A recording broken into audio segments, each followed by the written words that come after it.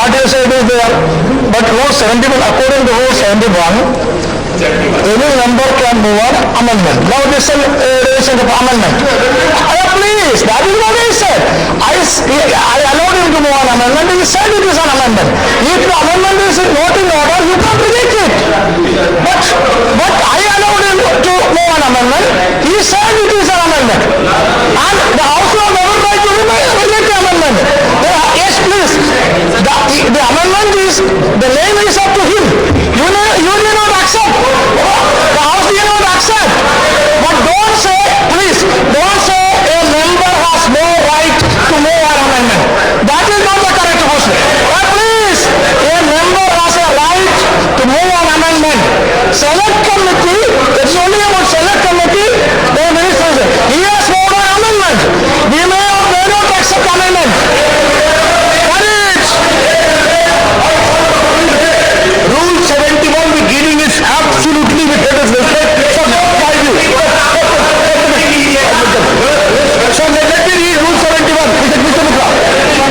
No motion that a bill be taken into consideration or be passed shall be made by any member other than the member in charge of the bill, and no motion that a bill be referred to a select committee of the council or a joint committee of the House be circulated for the purpose of initiating opinion shall be made by any member other than the member in charge of the bill. Except by an amendment to the motion. What do you mean by that? Except by an amendment to the motion. I am not a lawyer, but I already except by an amendment to the motion. What do you mean by that?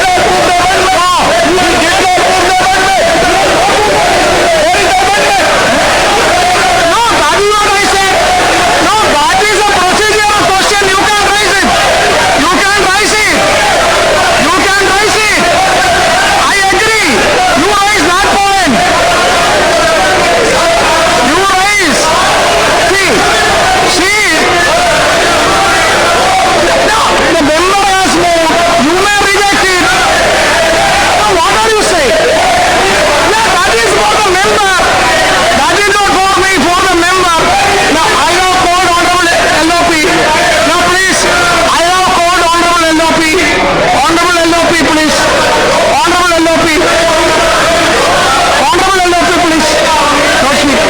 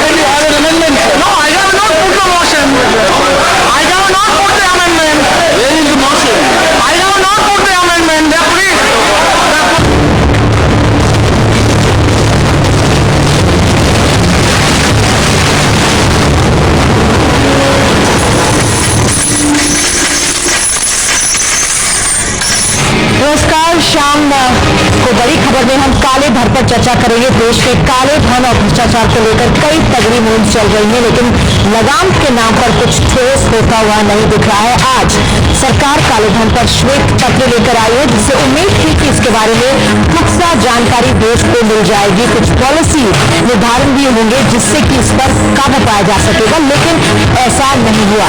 हालांकि सरकार ने मांगा है कि जैसे real estate या land deal, इसके और मामले वहां पर काला धन चल रहा है। देशी विदेशी संस्थाओं के एक अनुमान के मुताबिक अगर हम 2010 के आंकड़े देखें तो करीब 22 लाख करोड़ से लेकर 77 लाख करोड़ अघोषित कालाधन विदेश में है। सुप्रीम कोर्ट सरकार से ब्यौरा मांग चुकी है। सीबीआई डायरेक्टर कह चुके हैं कि करीब 500 बिलियन यानी करीब 27,50,000 करोड़ पैसा बाहर है। विकीलीक्स के जरिए विसल ब्लोअर रुडोल्फ एल्मर के जरिए कई नाम सरकार को मिले, लेकिन एल्मर का यह भी कहना है कि सरकार ज्यादा कुछ नहीं कर रही है। और ये सवाल देश के अंदर काले धन का भी है। तमाम छापों में जो करोड़ों धन मिल रहा है उसका क्या हो रहा है। तो बड़ी खबर में सवाल ये है कि क्या काले धन पर लगाम के मामले में वाकई सरकार हमारी गंभीर है। मैं आपको अपने खास पैनल के साथ आज बता दूं कौन कौन मुलाकात कर रहा हूं जो आज मौजूद है हमारे साथ।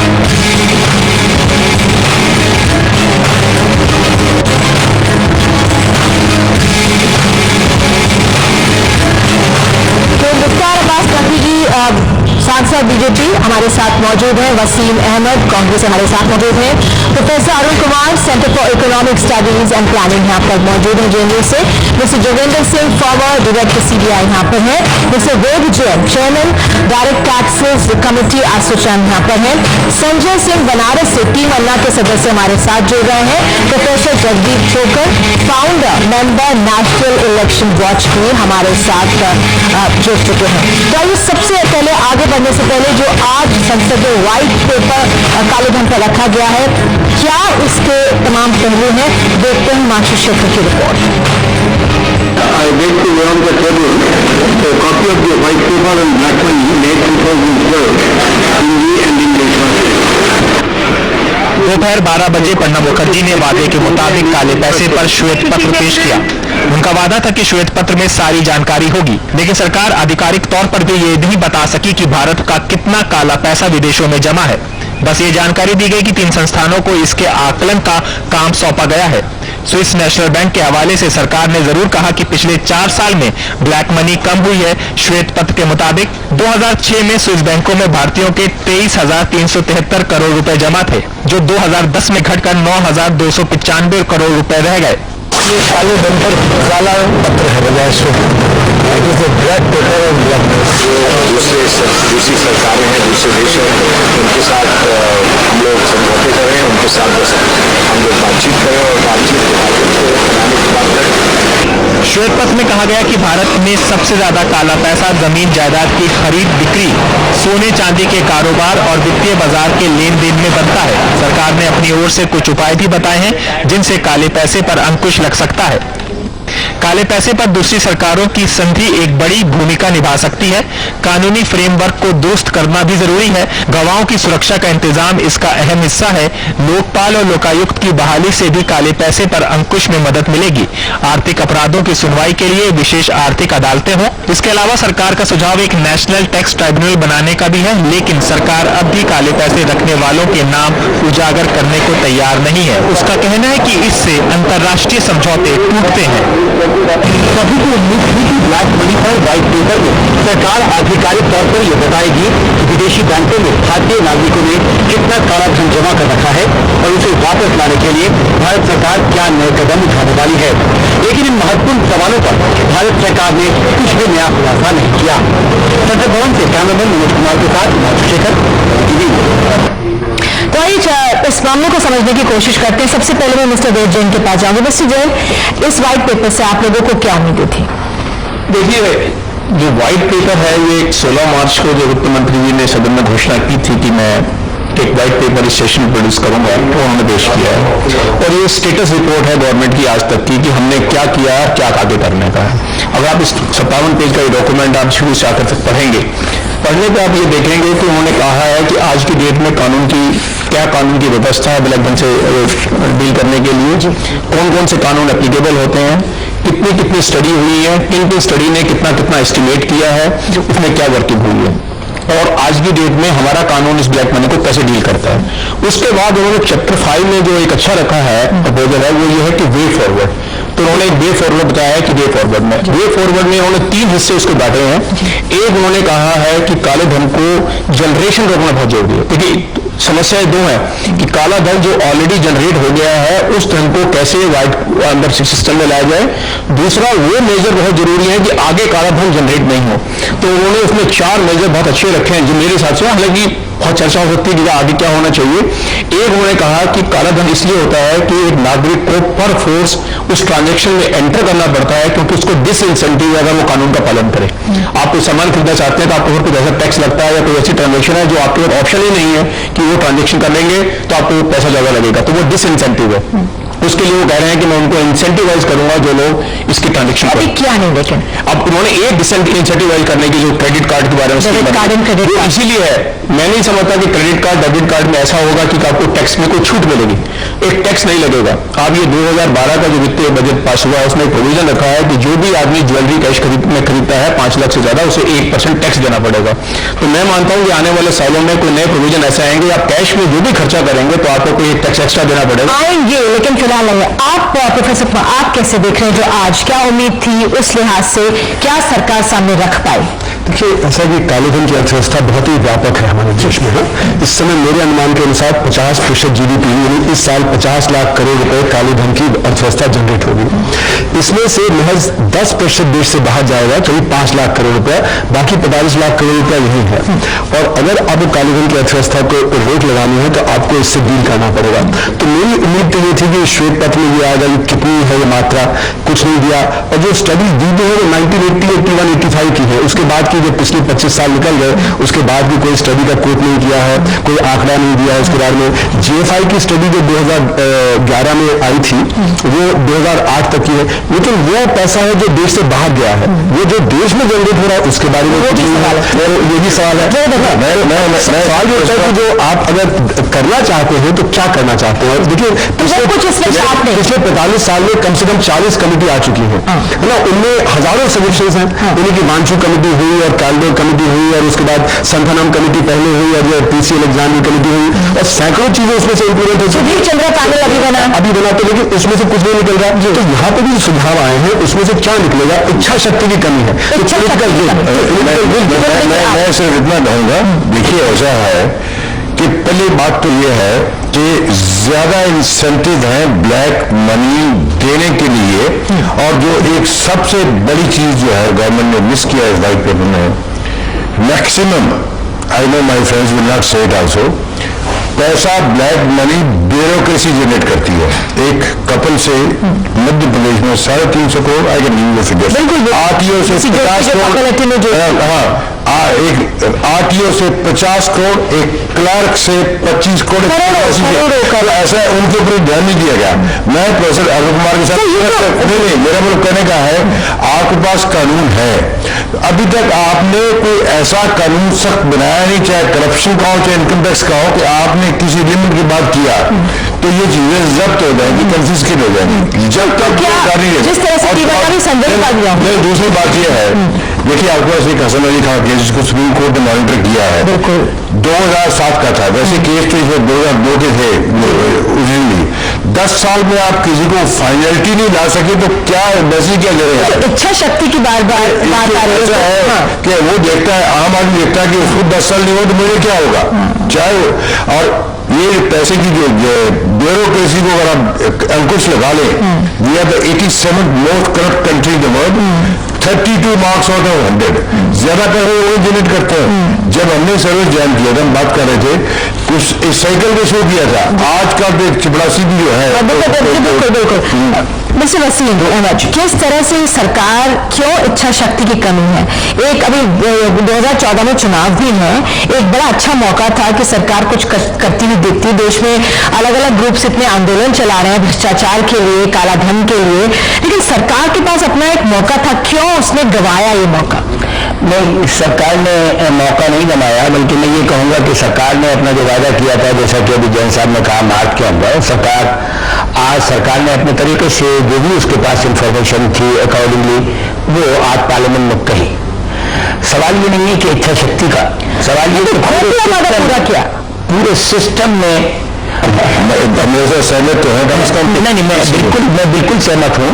और ये बात अपने का सही है कि जब पोलिटिकल पार्टीज जी को पैसा मिलता है जी, तो पॉलिटिकल पार्टीज पैसा लेती हैं, तो हमें ये तय करना पड़ेगा कि हम किन लोगों से पैसा ले रहे हैं, कौन सा पैसा ले रहे हैं। वो पैसा जो टैक्स के चोरी के जरिए, जो टैक्स की चोरी के जरिए पैसा हमें दिया जा रहा है, जो मिल रहा है, उसका हम इलेक्शन में इस्तेमाल करें। रफीक साहब, आप इतनी बड़ी बात कर रहे हैं, ये हमेशा अमूमन चर्चा में आता है कि किस तरह से पॉलिटिकल पार्टीज को पैसा मिलता है।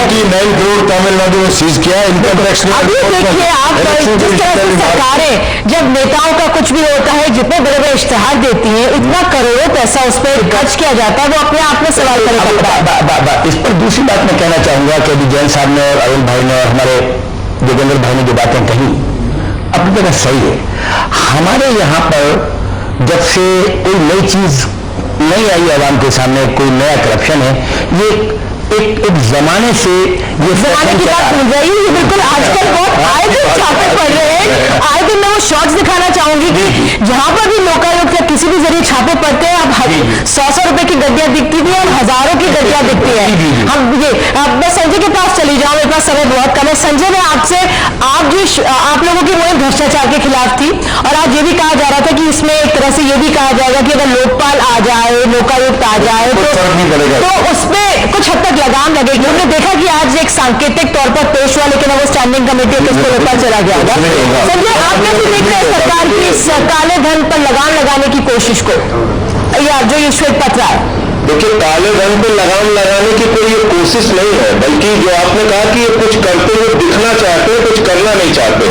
क्योंकि अगर दुनिया के कई मुल्कों का आप उदाहरण देखें कि जब स्विस बैंक एसोसिएशन की रिपोर्ट आई 6 साल पहले, जिसमें बताया गया कि करीब 70 लाख करोड़ रुपए हिंदुस्तान का काले धन के रूप में स्विट्जरलैंड की बैंक में जमा है। ऐसे अमेरिका के काले धन की चर्चा उसमें थी, फ्रांस के काले धन की थी, जर्मनी के काले धन की थी। जब आर्थिक मंदी आई तो अमेरिका, फ्रांस, जर्मनी ऐसे तमाम देशों ने स्विट्जरलैंड की बैंक से अपना काला धन अपने देश में वापस बुलाने की कार्रवाई की और कोशिश की। हिंदुस्तान की सरकार ने इस दशा में आज तक क्या पहल की, हम ये जानना चाहते हैं। जिस देश के अंदर 82 करोड़ लोग ऐसे हो जो 20 रुपए से कम पे अपनी जिंदगी चलाते हो, 42% बच्चे कुपोषण का शिकार हो, लोगों को पीने का साफ पानी नहीं नसीब होता। अभी चर्चा कर रहे थे जैन साहब, क्लर्क और एसडीओ के घर में 50-50, 100 करोड़ रुपए बरामद हो रहे हैं। आप न लोकपाल बनाना चाहते हैं, न काला धन लाना चाहते हैं, तो क्या करना चाहते हैं? खाली देश की जनता को धोखा देना चाहते हैं। ठीक ही हुई है कि सरकार ने कोशिश की, कहा गया कि एक टैक्स इंफॉर्मेशन एक्सचेंज एग्रीमेंट हुआ, जो कि मैं आपसे समझना चाहूंगी, उसमें कहा गया कि इंडिया को बहुत रॉ डील मिली।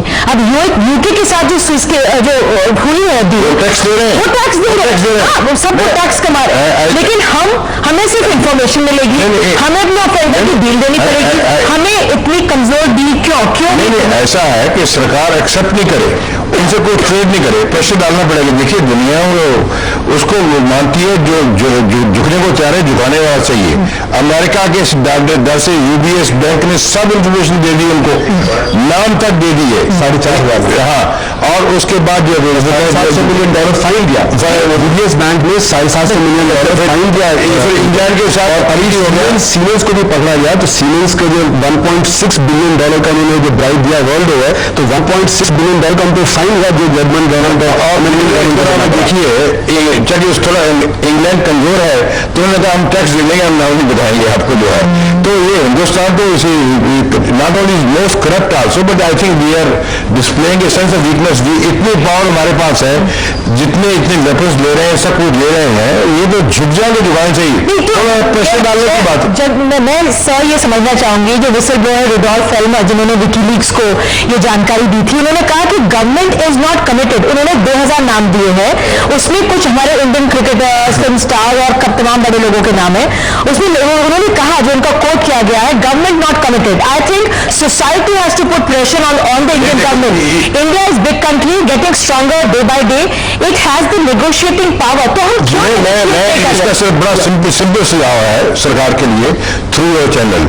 देखिए, एक डेट दे दें, इस डेट तक आप टैक्स पे कीजिए, उसके बाद जो कुछ मिला आपका कन्फिस्केट हो जाएगा, एक पैसा नहीं मिलेगा आपको। बात कहीं और है, एक्चुअली बात ये है कि देखिए, जो लोग पावर में है, सत्ता में है, वही तो जो है जिनका पैसा बाहर है ना, वो चाहे एक पार्टी हो चाहे दूसरी पार्टी के हो। अब देखिए पंजाब में है तो पहले एक बार अकाली दल आता है, उधर कांग्रेस आता है, दोनों एक्यूज करते हैं, उधर तमिलनाडु में DMK आता मुझे है। ब्रेक लेने के लिए कहा जा रहा है, मैं एक छोटा सा ब्रेक लेकर हाजिर होती हूँ और तब हम चर्चा करेंगे क्यों सरकार नेगोशिएट नहीं कर पा रही है, क्या उसकी कमजोरियां हैं, क्या उसकी मजबूरियां हैं।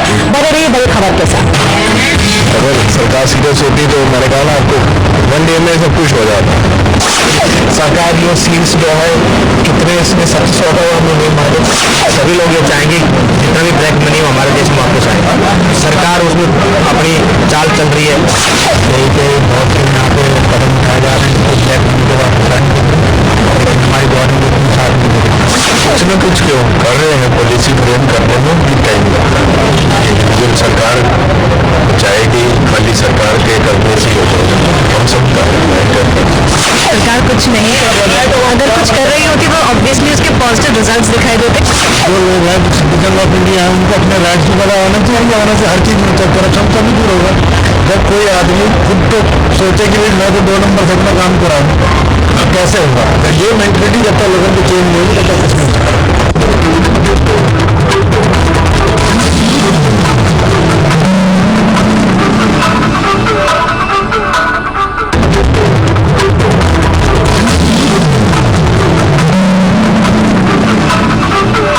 political will to get into the depth of the issue, to unearth black money that has been taken away from the country.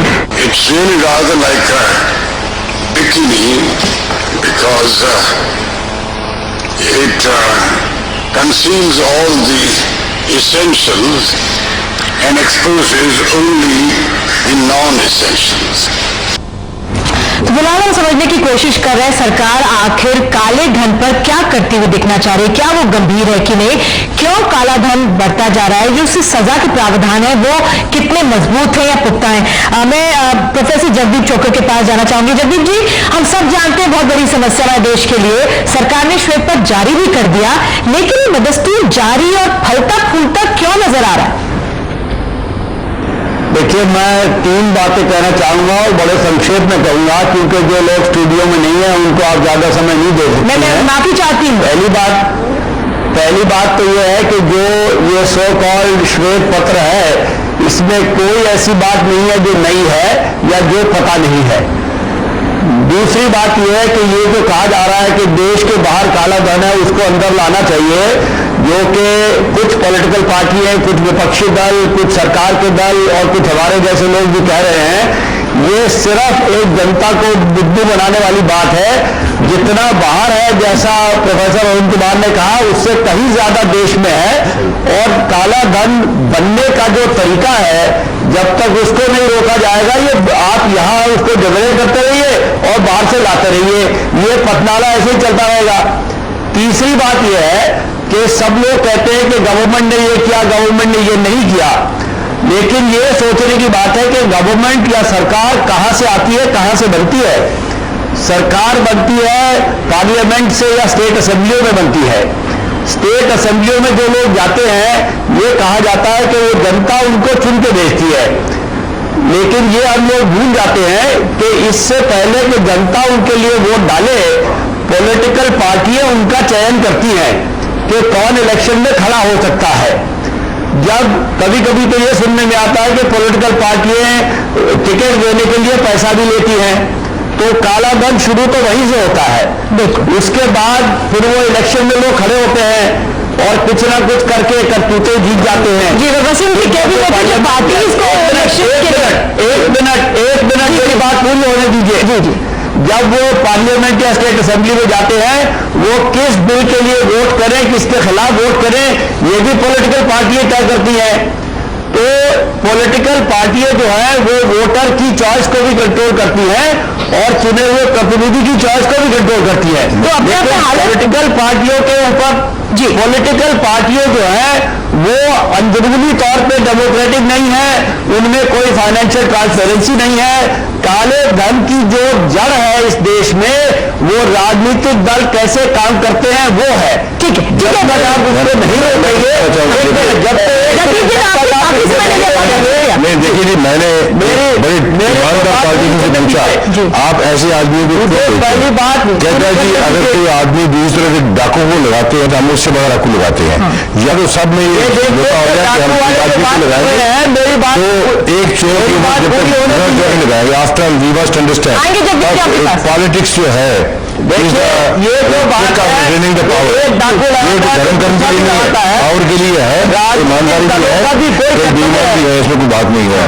और चूंकि ये पावर में आना चाहते हैं, अगर एक पार्टी चोर को लगाएगी तो ज़ाहिर है दूसरी पार्टी को ढूंढेगी उसका मुकाबला कर सके।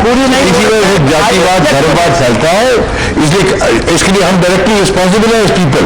Y don't we at repression group party वो हिंदुस्तानी को लाते कहाँ, पाकिस्तान से इंग्लैंड छोड़ लाते हैं वो लोग जो है, हमारे आदमी लाते हैं। देखिए आज जो चर्चा है वो श्वेत पत्र पे है और हमें तीन बातें बड़ी ध्यान में रख के चलनी चाहिए। एक ब्लैक मनी, और ब्लैक मनी है क्या? एक बिजनेसमैन जनरेट करता है जो टैक्स की चोरी करता है। एक करप्शन से ब्लैक मनी आती है, जैसे कि अरुण जी ने भी कहा, संजय ने कहा कि करप्शन से आती है जो ब्यूरोक्रेट रिलेटेड डिस्कशन करने के लिए। तीसरा एक ब्लैक मनी का जनरेशन है हार्डन क्रिमिनल एक्टिविटीज। देखिए अगर आप श्वेत पत्र को पढ़ते हैं, इन तीनों इशू में डिस्कस किया है और उन्होंने मॉडस ऑपरेंडी को भी डिस्कस करने की कोशिश की कि कैसे जनरेट होता है। लेकिन जो सबसे बड़ा आज की डेट में देश के सामने मुद्दा था, मैं इसे समझ रहा हूं कि दो मुद्दे थे कि वो ब्लैक मनी का एस्टिमेशन कितना है और सरकार कितने सीरियस है आगे इसके ऊपर कार्रवाई करने के लिए। जितने ये रिएक्शन आ रहे हैं ये इस बात के हैं, जो मैं मानता हूं कि इसके अंदर जो डॉक्यूमेंट है आज के वक्त में, सरकार ने ये तो कहा कि ये हो रहा है, अब इसको होने के बाद क्या करना चाहते हैं, कैसे करना चाहते हैं, उसके लिए कोई सरकार ने इसमें शायद कंक्रीट प्लान नहीं रखी कि भाई इसको कैसे हैंडल करने की बात है। अब सवाल उठता है कि वैसा स्विस बैंक बाहर है, जोगिंदर सिंह जी भी कह रहे हैं, ये कह रहे हैं कि वो पैसे को ले आया जाए और आज के बाद ये कह लिया जाए एक डेट रख ली जाए, उसके बाद रख ली जाए। ये कहना बहुत आसान होता है, लेकिन इंप्लीमेंट कैसे करेंगे? जो सबसे बड़ा सवाल है कि आज की डेट में जो विदेश में बाहर पैसा, जैसे आपने कहा यूके ने ले लिया, यूएस ने ले लिया, आप नेगोशिएट कर सकते हैं, ट्रीटी कर सकते हैं, लेकिन साधन वो बताना पड़ेगा कि आप उस पैसे को ला कैसे सकते हैं। सबसे बड़ा जरूरी है नेगोशिएट हम दबाव के लिए डालते हैं और कंट्रीज उसी पावर में कारण ये है। देखिए कि जब पैसा देश से बाहर जाता है, अगर अरुण कुमार पैसा बाहर जाता है तो अरुण कुमार के नाम से स्विस बैंक अकाउंट नहीं है, शेल कंपनी के थ्रू जाता है, तो वहां पे होगा कोई क्रोकोडाइल कंपनी का नाम। तो अगर भारत सरकार कहेगी अरुण कुमार का अकाउंट आप दीजिए तो वहां पर तो आपको ये पता करना पड़ेगा अरुण कुमार को पता पकड़ के कि भाई आपने किस द्वारा वहां जाया हुआ। तो इसलिए सबसे पहले पकड़ यहाँ करनी पड़ेगी। यही श्वेत पत्र कंफ्यूजन क्रिएट कर रहा है कि वो बाहर जो पैसा है उसके ऊपर कॉन्सेंट्रेट कर रहा है, तो यहाँ पे जो ब्लैक सेविंग्स है और ब्लैक इनकम जनरेशन उस पर इतना कॉन्सेंट्रेट नहीं कर रहा है। कुछ ठोस करता कंफ्यूजन की कोड है भाई, और इसमें तो हर साल जो है तकरीबन 80,000 लोग स्विट्जरलैंड में जाते हैं, 6-7 टैक्स हेवन है। गवर्नमेंट एक ही आदमी अब ये 7 टैक्स हेवन नहीं बाकी जो है, तो वहां पे अपना एक आदमी रहे और विजिट कर जाए, you can take the photograph of this things here, और जिन पे शक हो फाइंड सम रीजन हियर कि why is he going, why is supporting him, और ये फिराज मिनिस्टर की अपनी स्टेटमेंट थी। तो सरकार निधि जी क्लियर कर दूं, आज की डेट में जैसी बैंकिंग है उसमें कुछ जाने की जरूरत नहीं पड़ती काम आपको पैसे जमा कराने के लिए, तो सारा काम बैठा इंडिया में होता है। तो ये लेकिन ये सोचें कि जाके स्विट्जरलैंड को इसीलिए मैं कह रहा हूँ, इसीलिए एक ब्रेक लेना पड़ रहा है, मुझे बार बार कहा जा रहा है। एक छोटे से ब्रेक के बाद हाजिर होती हूँ, बने रहिए बड़ी खबर के साथ।